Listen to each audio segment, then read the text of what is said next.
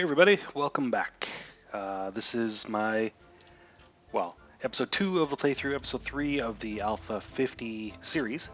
And here I just coast on my laurels and I'm actually just going to play the game, which I haven't had a chance to do in quite some time. We're just going to pick up right where we left off with our fledgling colony here on the edge of the Savannah Ocean. We've got some Josephine Boot taking on the underwater mining.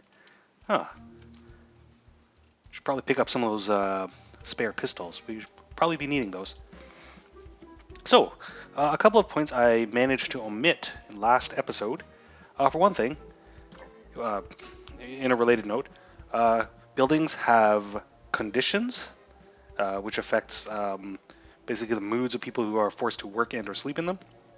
But they also have HP, which I assume stands for hit points or health points or something, and represents the structural integrity of the building. Because, ooh, here comes dinner. Go get him, Yaroslav. Unless you're off duty. Let's see, guards, it's now dusk, and, yep, he's off duty.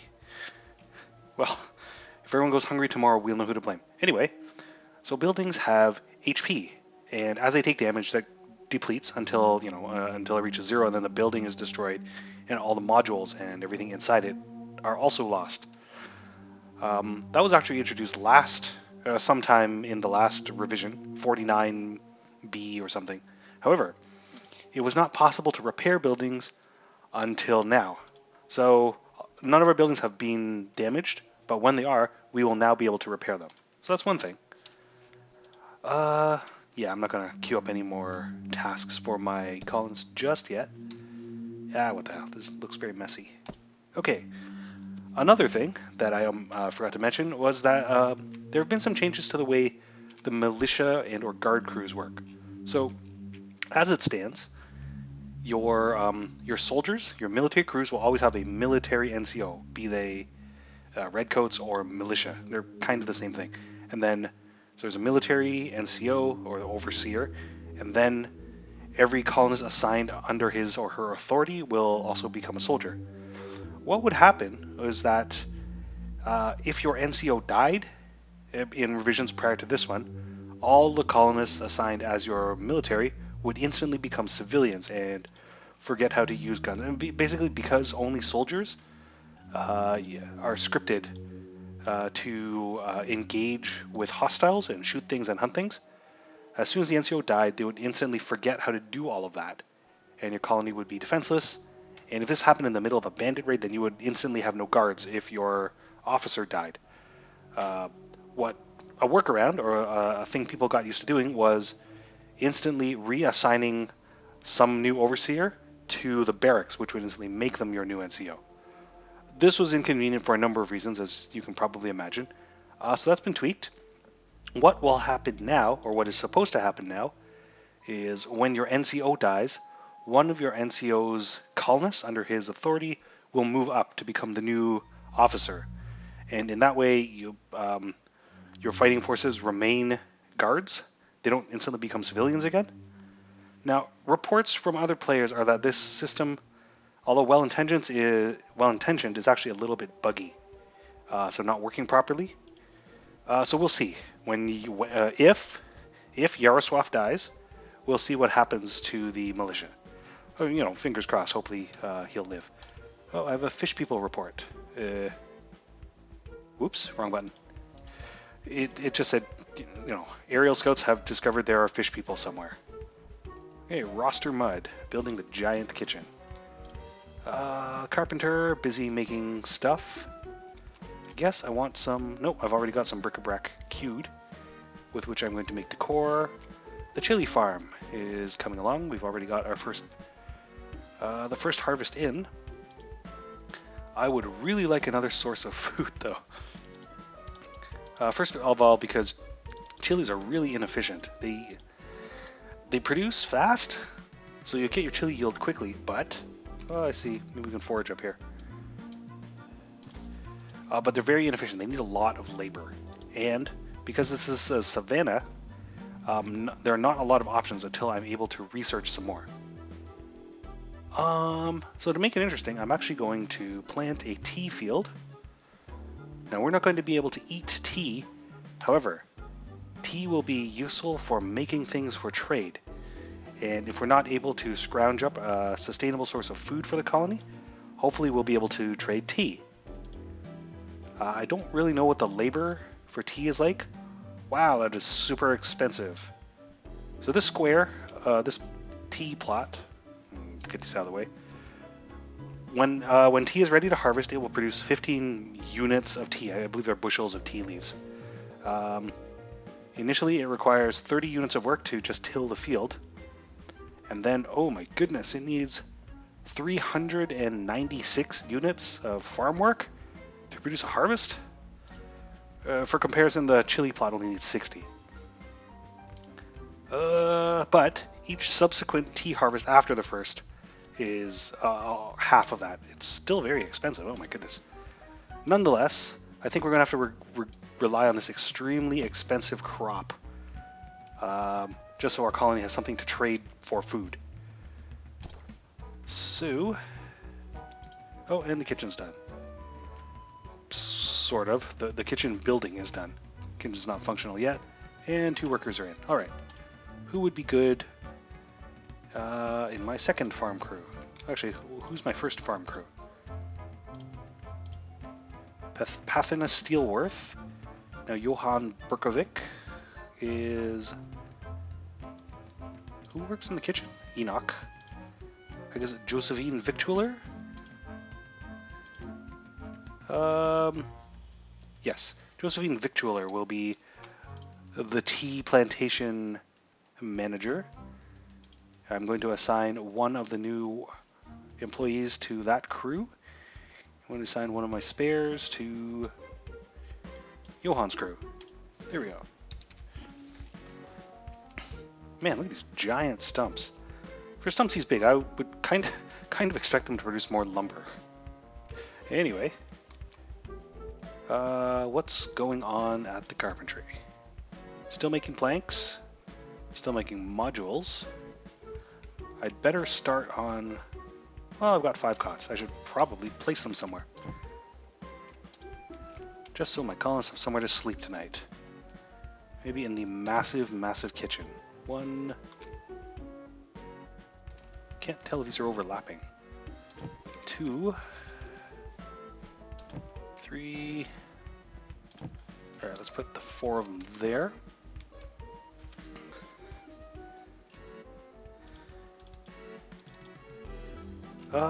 It does seem to be grasslands as far as the eye can see, which I guess is fine. We'll have plenty of room to expand, plenty of room to farm. We won't have any weird pathing problems. But I'm not seeing a lot of mineral resources, so like iron, hematite, copper, malachite, that sort of thing. Oh, I do see this good old suspicious obsidian cubes, though. Oh, that's... could be worse, I guess. I don't see any of the big obeliskians. I do see the little obeliskian, the cubey ones. I believe those are obeliskian servitors. They're asleep. We'll just be quiet. Alright, that's enough exploring for now. Probably the next thing I need to build is a barracks. Oh, where are you going, Livuetta Steel Pendle? Oh, she's smooshing a beetle, I assume. Can't really see in all the tall foliage. Well, at least in the interim, we're not going to have a shortage of lumber. We've got a fair amount of easy-to-access trees nearby. And, well, the obeliskians are near a coal deposit, but I don't think that will be a problem. We're not really going to need a dedicated coal mine until we find iron. And even then, when we start mining for iron, the mine itself will start generating trace amounts of coal, enough for starters. So that's all well and good. Oh, I've got a new overseer. Huh. Colony's not as productive as I'd hoped. No one has even bothered to place the cots.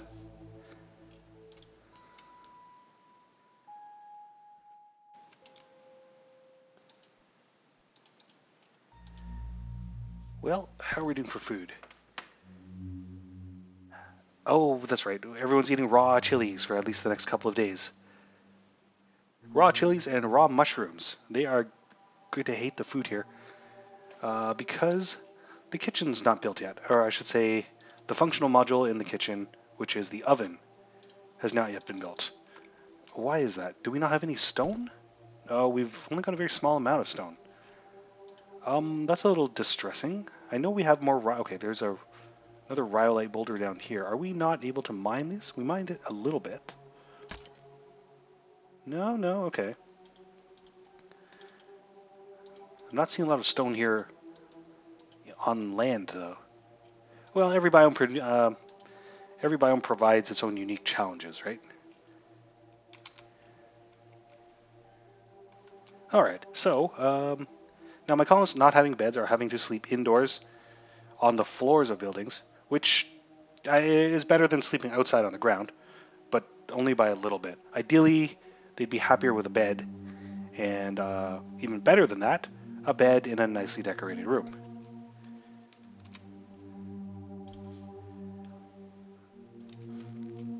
That said, let's look at our sleepers. So Enoch Pendlewick, for instance, he slept on the floor in an uncomfortable building. It was a horrible time. So we can see how it affected his happiness. -3, well, okay, a day without sleep. So his happiness went down, his despair went up, his anger also went up, and his fear went down. So if you don't get sleep, you become less fearful, I guess.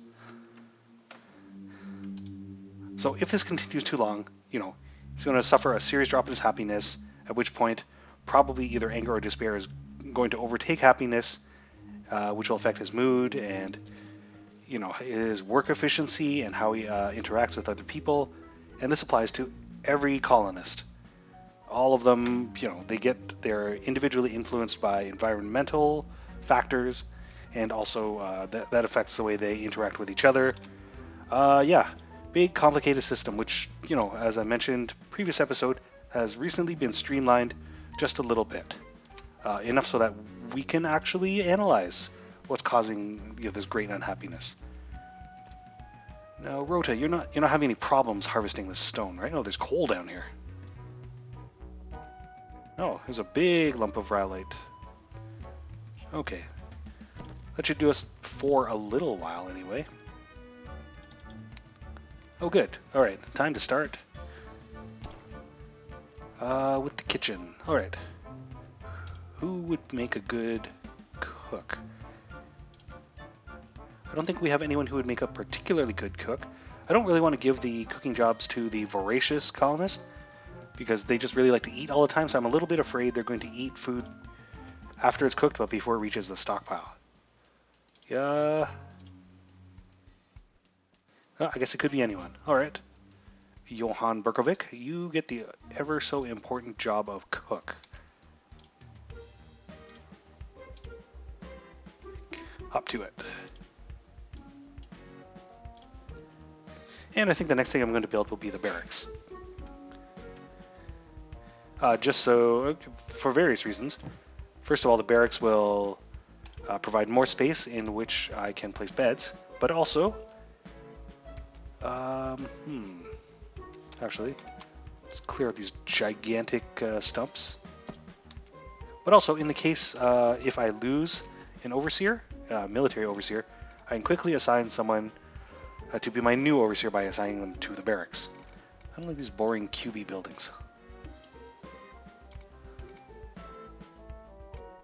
There. That's nice. And a door or two. And at least one bed. Good enough. Oh, look at this. We have some bric-a-brac. Oh, we have 2 bric-a-brac in the stockpile. Although it doesn't appear here in the stockpile menu. I mean, it's there. When placing decor, I should mention, at present, large clotheslines are bugged. Small clotheslines work just fine. Large clotheslines, however, will cause the carpenter who is trying to build it to enter into an infinite loop, and they will freeze forever. And if you, like me, try to execute them, so they'll at least drop their goods. They're so frozen that they also have infinite health, and your soldiers will just fire at them infinitely, which means your soldiers and the carpenter will all be stuck in this weird infinite loop, and that will probably ruin your game. So don't build the large clotheslines. Small clotheslines are fine, and as we can see, it requires. Okay, it's not here. We can build it here at the carpentry. Small clotheslines require 1 bric-a-brac. I'm going to queue up the 1 bric-a-brac here at the carpentry workshop. Going to the modules menu. This is the all decor button. Huh, there are 2 small clotheslines. I hope they're the same. And I'm going to say, I'm going to hang up a clothesline here in the barracks. Very professional. Alright, let's check on the jobs. Yep, got a bunch of jobs queued. Started on the tea plant. Oh, it's almost tilled. There we go. Almost there we go. Okay, now 396 work to go. I'll remind everyone this is the new history panel, which I guess is just a list of everything that's ever happened. Alright, so we'll let the colony get on with its work. I think what we can see is that the game is progressing at a more measured pace. I think it's going a little bit slower than it has in revisions previous to this. Probably because I couldn't really say why. I mean, maybe it's probably a combination of factors, right? Oh, bandits arrive. Gang of bandits. 3 bandits have set up shop. We will shoot them on sight. So there's probably a number of factors contributing to the pace of the game. The relative scarcity of rock in this biome is one of them. Also, the scarcity of food. I'm having to put a lot of my labor into this highly inefficient chilli field just to feed my colonists.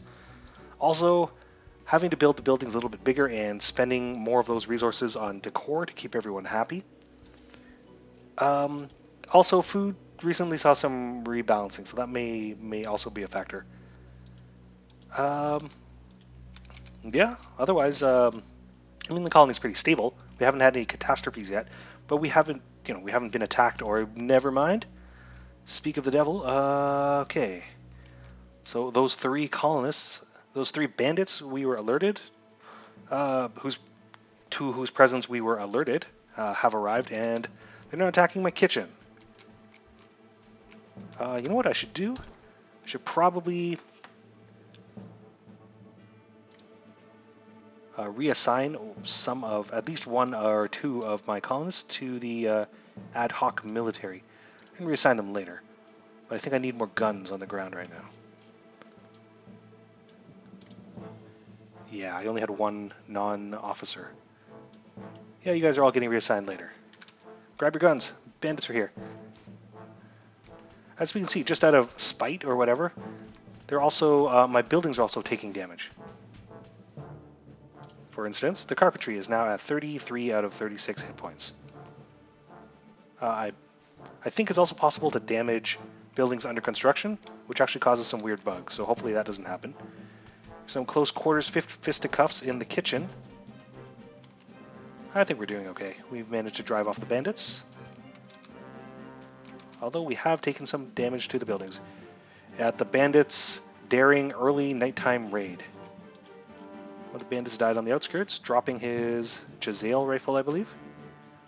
I'll have that. And of course, so we have alerts that the structures are taking damage.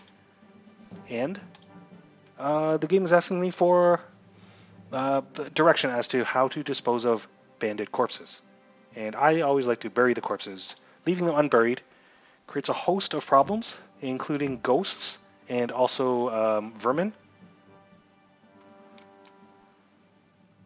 Frankly, I don't really see the... Where to put the grave? Well, let's put the graveyard up here. frankly, I don't see the reason not to bury bandit corpses. And also, showing respect to the dead will make other bandits. It will improve relations with other bandits. So, I don't see any downsides. If you leave a corpse unburied for 24 hours, vermin, in this case specifically small beetles, will begin spawning out of that body and wreak havoc on your crops. Oh, the armored bandit is back. For those who don't already know, armored bandits only take half damage because they are wearing armor, which means they're extremely tough, basically. I've got more colonists. Good. Okay, so those of you who I assigned to the military can stay there. And I'm going to assign the new colonists to existing crews. And I'm going to wait for the autosave to complete. There we go.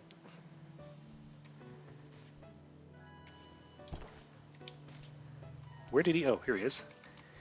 Made a last stand, dove into the ocean in his heavy iron armor. And I'll have that rifle. Okay, because I have a standing order to bury bandit corpses, I don't need to specifically mark this one for burial. I suppose I could. It's a standing order, and so my colonists will do it when they have a moment.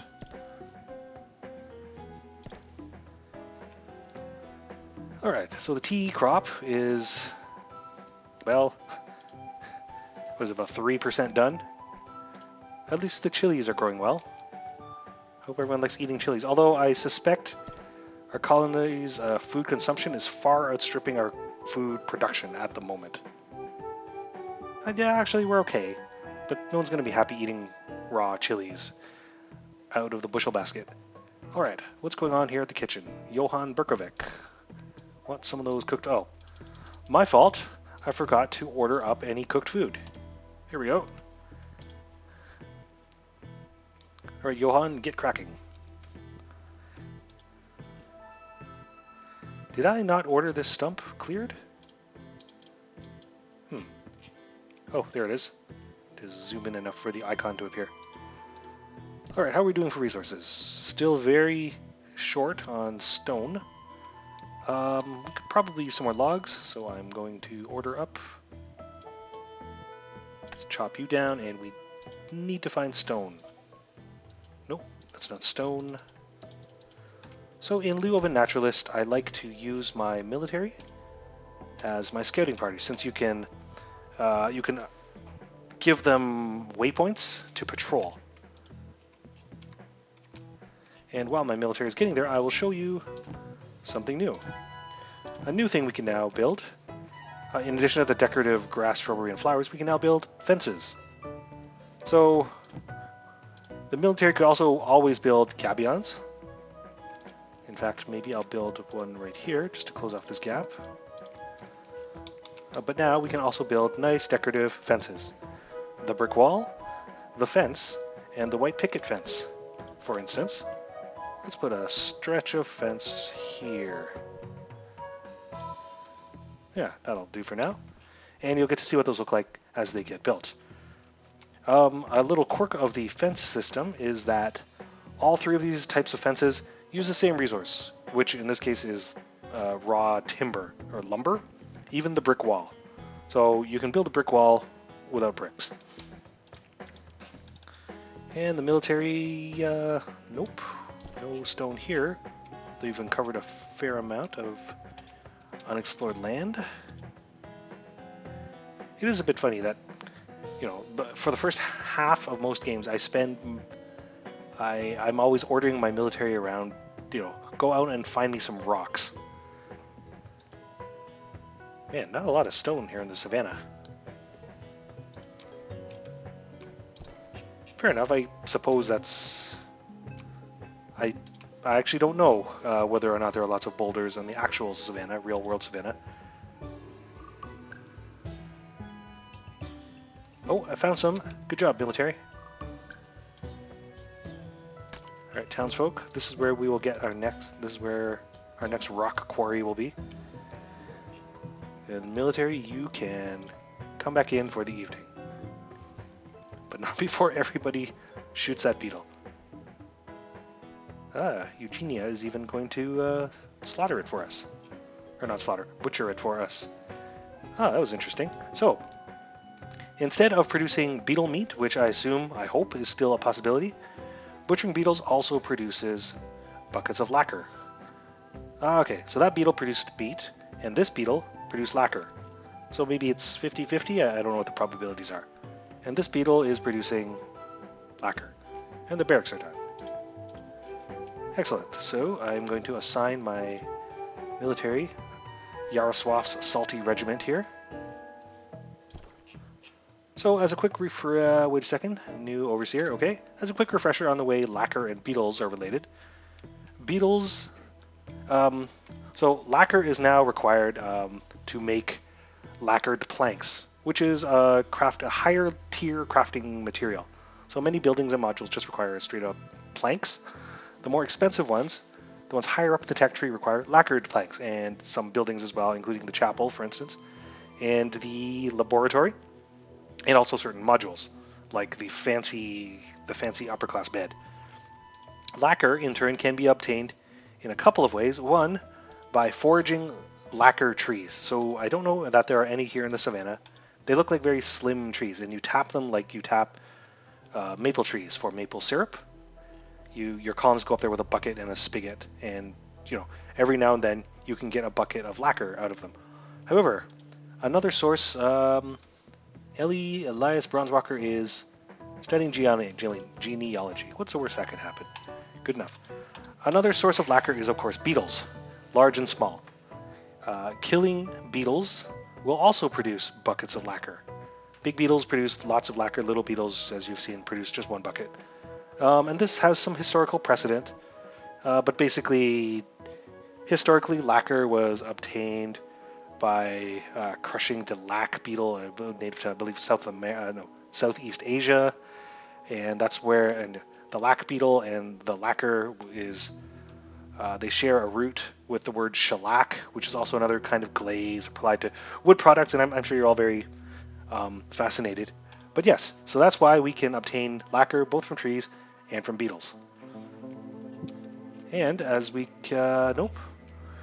I was going to say the clothesline, well, we've got clotheslines in the commodities stockpile, just hasn't been installed yet. Okay, so this one's running a little bit long again. I'm going to cut it off here. Colony's doing well. We fended off a bandit attack. We actually managed to scavenge their weapons. Problems the colony is facing? Well, I'm going to have to start up another farm, probably, to keep everyone fed. Although at least the kitchen is busy making chili stew, endless amounts of chili stew. We've started up the tea plantation. Hopefully we'll be able to trade for the things we're going to need, because I sense we're going to run out of food and stone and metals in the very near future. But here's where the colony stands for now. So, as my usual sign-off, the game is Clockwork Empires, currently in development, in early access, being developed by Gaslamp Games. You can purchase this game on the Humble Store, through Steam, directly through the Gaslamp Games website. My name is Alfred. I do these looks at Clockwork Empires once a month. And the occasion for this one, of course, was the release of version Alpha 50 to the stable branch, although I'm playing on an experimental branch because it added a whole bunch of stuff and bug fixes and things. Well, thanks for watching this one so far. I will see you guys next episode.